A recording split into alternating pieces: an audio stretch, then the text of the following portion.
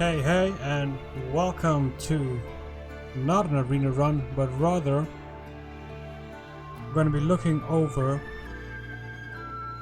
the changes that are going to be coming to arena very shortly.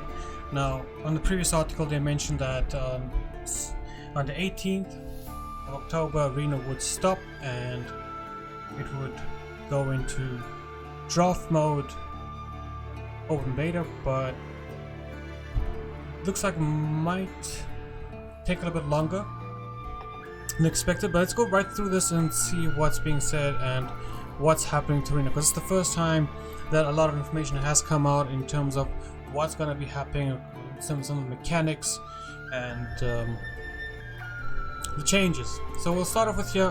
This is just to quickly introducing us to the fact that Arena will soon be transforming itself into draft mode based on your feedback from the initial announcement. We decided to keep Arena going until the beta of the new draft mode launches. So I'm not sure if that's still the 18th, maybe it sounds like it could be a little bit delayed. But regardless, that's not the important bit. The important bit is actually everything else coming. So here, first of all, they are saying that they are looking into several issues they have identified: not being able to equip vanities. And that doesn't bother me too much. Just I do really wish that you could go into arena with your own custom hero and do, everything that you've already constructed and bring over there. But when you don't, it doesn't really, change too much in terms of experience. So that's fine. And then the required investment to pay. They are now going to make arena free, we understand it. So in our arena mode, following industry trends, we introduced a ticketing system in order to participate with rewards based on your performance to potentially offset the arena cost. This dynamic caused us to disconnect arena from the regular progression system until somewhat recently. We believe the system creates an unnecessary barrier to players who would otherwise prefer this way of playing instead of constructed formats. With that in mind, entry costs to our new draft mode will not exist. As a consequence, we will not initially have the matchmaking reward system based on your performance. While this latter may be seen as a positive or a negative depending on your performance, we hope you can respect why we choose to head in this direction and that this is unavoidable. This is an unavoidable outcome. So I'm not 100% sure. We just need a little bit more detail on this, but from what I understand, is the arena will be free, but at the same time, in terms of rewards for winning arena, there might not be any. Maybe in the first few wins, maybe at all, at the beginning of it all. So not 100% sure what that means, though. It is nice for new players to the game. They can just jump into arena and not have to have saved up or anything like that. So it will just have to wait and see what the full extent of this really is and what it means. But until then, once again, not the most important thing. The most important thing is the gameplay, right? Next up, they identify that it's not casual, player friendly. We feel like ranked and pro formats are there to place for competitive Gwent to shine, a place for competitive Gwent to shine. And having that element to be the core focus of section mode is a wasted opportunity. We felt that for newer players in particular, the extra punishment for losing a match created a stronger feeling of matchmaking anxiety, and this additional pressure isn't what we wanted for the mode. This is why, coupled with our new decision to remove entry costs and performance rewards, so it looks like there'll be no performance rewards, we are looking for a new way to handle the flow of draft matches after drafting. We will share more information at a time regarding ideas and plans for this format. So it looks like there will be no more rewards. Now if you're in it for rewards, this really does suck, and for me particularly, not in it for the rewards. I do have more than enough on my end, but at the same time, it is always nice when you can go all the way 9 wins and get that premium golden card, just add to your collection. So that always does feel good, and a little sad that might not be in the game. Okay. So here they just we're gonna talk about what they changed and what remained the same. What we like, they said a lack of faction restrictions. Performing cross-faction decks allows interactions between cards not currently possible in standard constructed format, and we like the possibilities this offers. So I'm very happy to know that going forward there will be cross-faction synergies still going forward. So maybe two, maybe still the whole card pool, which I still think is a little too much to have the whole card pool available, but I'm just very overall happy with that. That's very nice to see. No deck building rules as well. Similar to the first point, the potential of having more copies than allowed in a standard mode gives us more versatility to arena decks, opening up an array of new exciting possibilities. So the fact that you can draft multiple golds is staying around. Collecting premium affecting arena. Collecting premiums affecting arena. So if you have a premium in your constructed or in your collection, then it will show up as premium on the arena. Also pretty nice. Okay, so here's where the changes are being made. This is the interesting bit. I've read up until here, and then I want to make up the video. What we did not like. It is quite time consuming. While for some of the time the time required to draft a deck was doubtlessly a non-issue, for many of us the time commitment to just creating a deck was a bit more daunting than we wanted. And this is true. Some of my drafts sometimes go up until 30 minutes. So that is a nice thing they brought up. So I do feel that drafting is going to take quite a while, because when you get offered a really incredible deck, you kind of have to weigh the odds and think about all the possibilities, and it took really long. So that is nice. This requires a player to make a series of 26 choices, 25 cards plus the leader, and we will bring it down to 11 choices, more than halving its process, while also adding a step to draft your deck's stratagem. So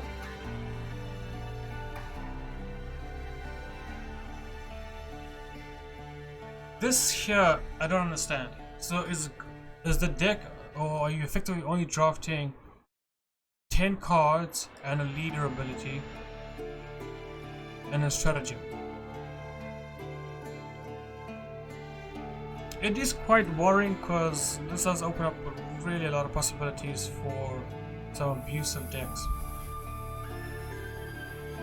Maybe the rounds in draft mode are going to be shorter as well, so instead of starting with 10 cards in draft mode, you like play rounds of what, 3 cards? Like that sounds stupid. It can't be that. That can't be like you only play rounds of 5 cards. It really does sound kind of stupid, because the 10 rounds, or the rounds based on your hand, you know, they're very meaningful. You can't bring that down. So this, I'm very curious to see what comes out of this, but yeah, it looks like in terms of choices, we're gonna be getting a lot less, and maybe there's gonna be a system where you draw. The one I do suspect that it could be, let's say they wanted to give like a 21 card deck or something, or like a 26 card deck. What you could do then is say you only draw 5 golds, a lot of 20 deck, but just like restricted to be like 5 golds and the rest are bronzes. But when you pick the bronzes, you get 2 in the deck. So that could be a thing, but then that would potentially ruin Shoop. So it can't be that. This is I'm very confused as to what it's going to be. But okay, too many cards require synergy to be effective. Sometimes true. Many cards like John and Talus, for example, were usually the wrong choice to make early in the drafts, unless you were presented with at least one decent Warframe card. It would be a dud. Very true. With our new draft system, the odds used to determine which cards you are offered is affected by the choices you've already made during your draft. That's very good to hear, that if you do pick a tutor card, you are going to have a higher chance of getting a... Oh, I get this. 11 choices. You're going to be presented with a set of 3 cards or something, and pick 3 cards at a time. Or even 2 cards at a time for a 22 card deck. Just 2 cards. maybe 3 and you get a 30 card deck. But I get it. Or maybe 3-2, 3-2, 3-2, 3-2, something like that. Okay, that's what's gonna happen here. Anyway, back to this. It's very good to know that if you do pick a tutor card, that you will then be offered some use for it. So that's very nice. Looking forward to seeing how that's gonna work. Drafted decks varied in power drastically. While variance in deck power from drafting a deck is to be expected, the scale at which this would occur in the current draft is staggeringly high, too often depending on luck rather than skill. I agree with this, though it is just so much fun when you have a god draft here and there, right? While we don't seek to eliminate the gaps of power level from decks, we want to bring the floor up, significantly decreasing the chance of getting a totally garbage deck with little to no synergies built in. We do aim, however, to find a way to make random luck still a factor to keep things feeling fresh, and this will ultimately always lead to some drafts having better options presented to the player than others. We also are playing with ways to add skill into the drafting process, with earlier decisions having more of a tangible impact for later ones. This just comes back to what is being set up here, where synergies will kind of come together. So I think I like this a lot. I think that bringing the power level, trying to get power level even, is a noble idea. Let's just put it, it's a very noble idea, but there are still certain cards that I feel in the current card pool that are very problematic for Arena and can change an outcome in an instant, and something might need to be done about that. But it's a very noble, and I hope they achieve it. Okay, next up is saying many leader abilities are not draft friendly. This is very true. There's a lot of leader abilities I feel that just do not make the cut, and in this case, let's see what they're saying about that. For construction, we had to limit many leader abilities to only target their faction cards. As a player with a deck that includes numerous factions, these leader abilities will often turn out to be terrible choices. And I did say this. I was saying that those leader selections actually, for some of the cards that were introduced, really were a big nerf in Arena, and it maybe should have been left without any. Okay, in order to solve this divide between constructed and draft mode, deck building, all leader abilities offered to player will be unique to draft. We reserve the right to adapt or use leader abilities from construction if we feel they fit the draft mode. Very exciting that draft mode will get its own unique leader abilities, potentially something that's just in draft mode, and which also means that it can be open up such a huge design space for them. They don't have to worry about balancing the same way they do in constructed, where trying to be Thanos, where all things are in balance. Whatever. They can kind of also introduce a little bit of fun to it. They can they can shake it up. It really is cool. So, okay. So that is pretty cool. Okay. Some cards don't belong in draft. I've been saying this. Yeah, this is one of the frustrations. Cards with deck building restrictions that players are unlikely to fill with will no longer be offered, since they can too easily end up being dead weight. Shoop's Day Off is an example of that card. No!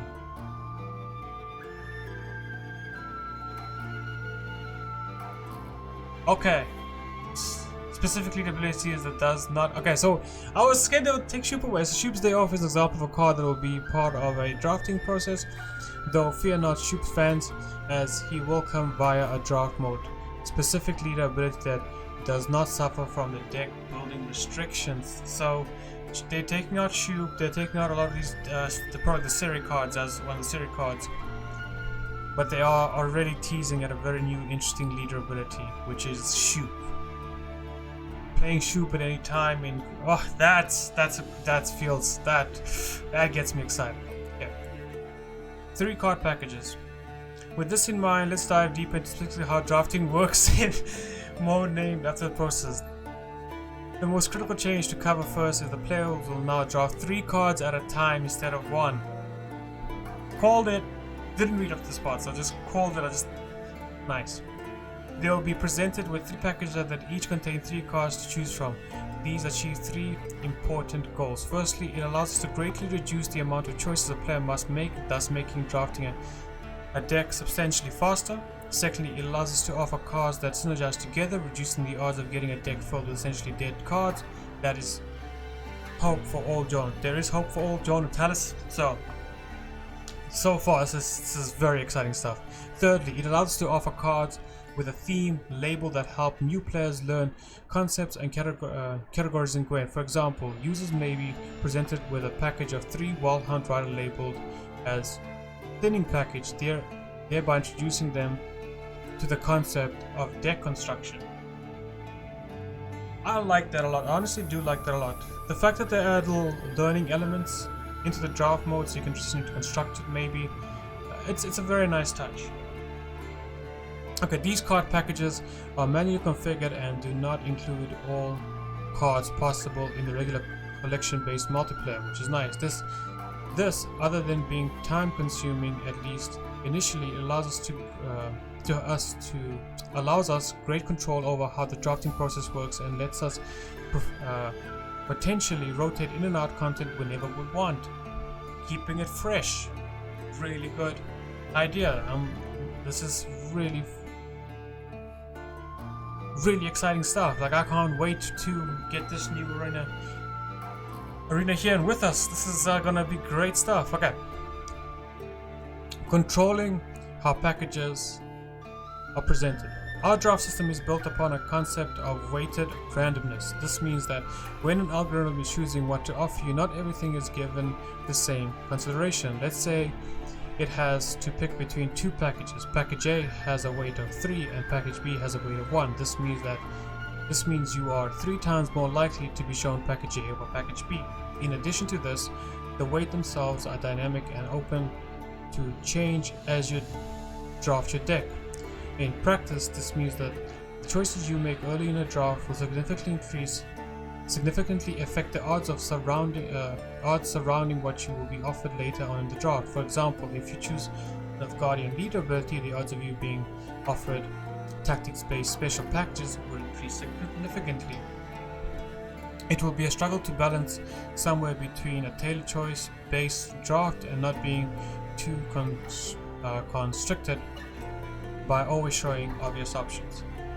So just before I go on here, this system here, this weighted system they have, it might be open to some abuse.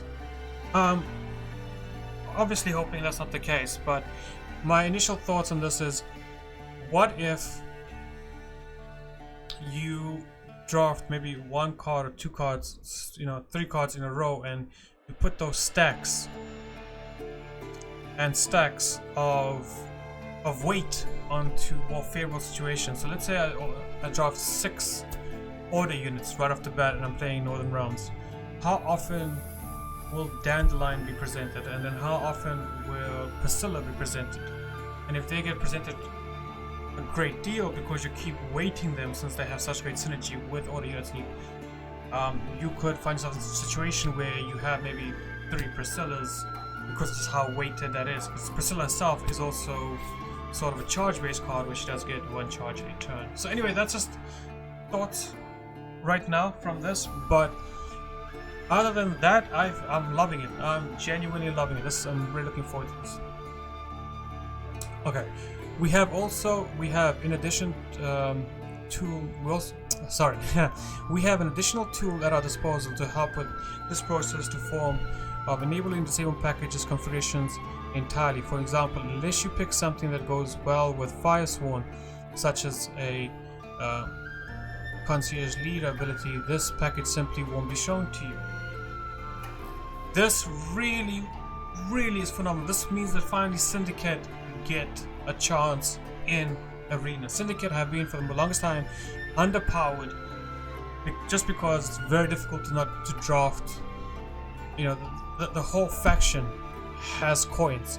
The whole faction synergizes on coins, and if you're not drafting anything to do with those coins, it really, most of the cards were rubbish. This now is gonna make it incredibly interesting. I'm looking forward to this. It's gonna also open up the other factions. Okay, balancing packages. Packages are configured on a 3-slot basis, top, middle, and bottom, where which cards are possible in each slot can vary. Sometimes we create packages where all 3 slots are the same card, triple Wild Hunt Riders for example. For most package configurations, follow a model of gold card in the top slot and a bronze card in the other 2 slots. Sometimes we add some low provision gold cards as possibilities in the middle slot. That feels very balanced. That honestly feels very, very balanced. It just depends the gold you draft, but overall that is very balanced change. I think that it almost limits the amount of golds you can have without ever going into like a range of maybe draft 20 golds. Right now 20 golds is a possibility. Here you always know that it's going to be around 10 golds, maybe 12 if you're really unlucky, maybe 8. But that's very nice, so you can strategize a little bit more. You'll know when your opponent has played a gold 2, 3 and you'll be like, okay, well now he doesn't have, he's down to potentially 7, maybe 9, maybe 5. So that is very cool. Okay, let's get on here. Since most packages follow the gold plus 2 bronze model, this ensures that in the vast majority of cases, the number of golds and bronze cards in a deck will remain fairly stable. While there are some super powerful packages in the draft, such as the triple Knickers thinning package, their odds are purposefully made low enough that players should only see 2 to 3 such packages in an entire draft. Nice. So they do have like this really overpowered package, and you can maybe get 1 or 2 of them. That's 2 or 3 of them. Great. In addition, we have the power to disable such packages so they cannot be offered to you more than once. Choosing a triple Knickers package, for example, disables its own config, and that one are the triple Roach package. I like this. It's a lot of, they put a lot of effort into, especially they can now really tinker and balance Arena how they want. Like they can do some crazy stuff and they can really like do whatever they want with it. It's an incredible way to introduce a lot of balance, especially in the background, while not affecting the playing experience. So this is very welcoming. Okay, so now we'll talk about categories here. So let's go through that. All card packages are grouped into one of 8 categories. The way the draft algorithm works is that in the first 3 the way the algorithm works is that it will first choose 3 categories and then randomly generate a package of that category. This aspect is far more important than the other categories being fully coherent. If we do not distribute the card packages into different categories, your chances of being offered 3 relevant choices in the draft becomes 0. This is why sometimes packages are placed according to how they best affect the odds of the draft. An important thing to note is that in the choice of which categories will be shown to the players is also controlled via dynamic weighted randomness. This means some categories can have a significantly low chance of being seen than others. Some categories are even configured in a iterating way, meaning every time you choose a package of its category, the odds of it being offered that category again could significantly reduced. I get that. So you can't purposefully become overpowered. You don't get like some, if your draft is going incredibly well, maybe some strong cards fall off and you don't see them as much. Or it also can let them use weak cards to give you even more powerful choices in the end and more synergies. Let's take a look at the currently planned categories in which packages will fit into them. Mechanical. These packages are built around primary mechanics that doesn't fit into other categories. For example, harmony coins, move, order, trade, death wish, and disposal. Tribal. These packages are built upon cards that share a certain category. Most of these packages are disabled by default and turned on when something including it fits the deck you are building. So Wild Hunt, Dryad. So if you pick up Harmony, you're going to start getting offered all these Scoia'tale units. If you pick up coins, you will start getting Blind Eyes and... okay, they didn't mention all of them here, but okay, if you pick up Death Wish, I get it. That's pretty cool. That's very nice to know. Offense. These packages are built upon aggression towards your opponent, usually in the form of dealing damage. Luck, bounty, poison, and damage. bleeding. Interesting.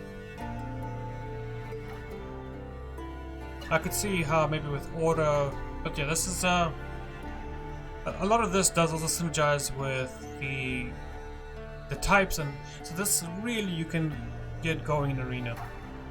I'm liking what I'm saying. One more combos. These packages tend to be more handcrafted and are just super high value and most self-contained. This is the rarest category, and players shouldn't expect to be able to draft a deck entirely from these examples. Triple Cambi, 3 random Garrels, Prones, Dula, and the Runeright. Triple Cambi! Really now?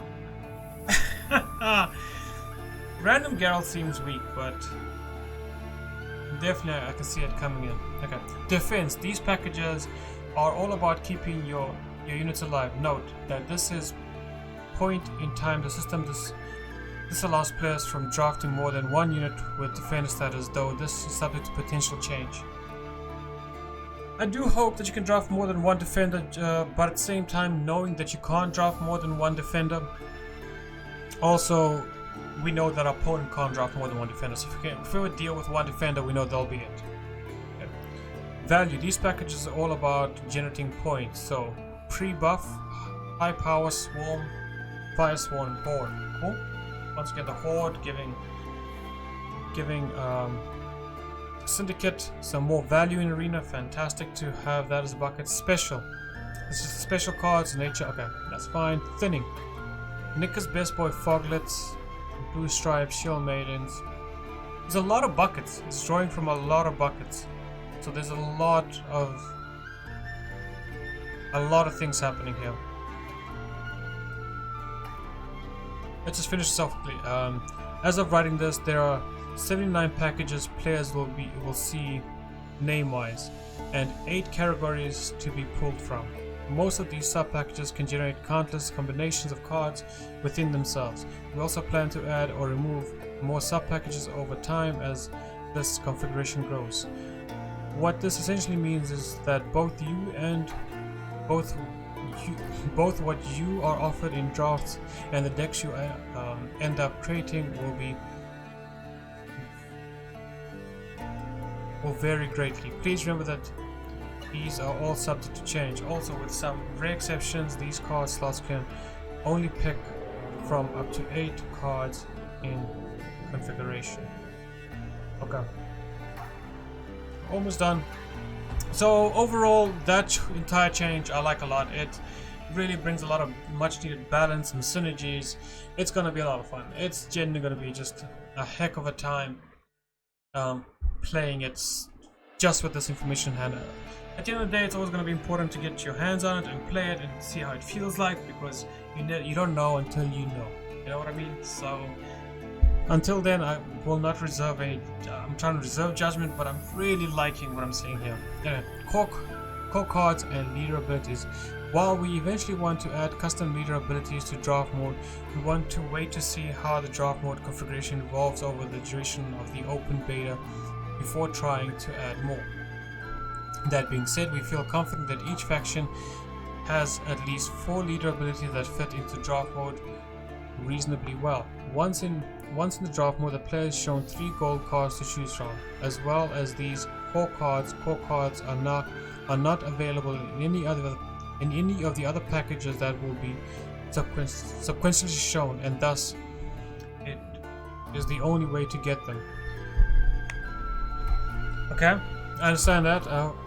Let's just finish this up. Easy examples of core cards are evolving cards or scenarios.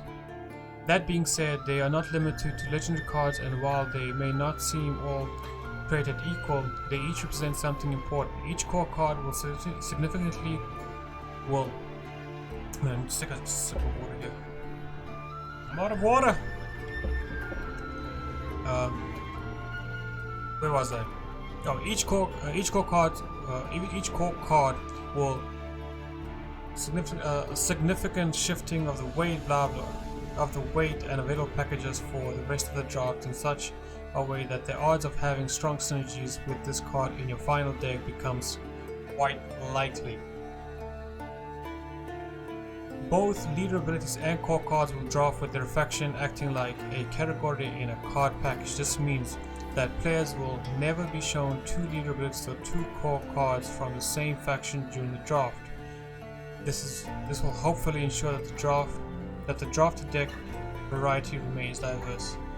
Fantastic. So this is fantastic. I think the fact that when you start to draft off, you're offered some core cards that, especially, you can offer some really powerful cards, and when going up against whatever faction, you will always kind of know what their core cards are. It's like, well, they most likely have one of these cards that you cannot get any other way, and I think it's really great because you then have a little bit of a chance of playing around certain cards, whereas in current Gwent you don't really play around anything since you don't know what your opponent could have. Here it does introduce a lot of consistency in terms of what your opponent is playing. So if we early on see a Northern Realms leader playing a lot of order, we can expect a lot of synergies, or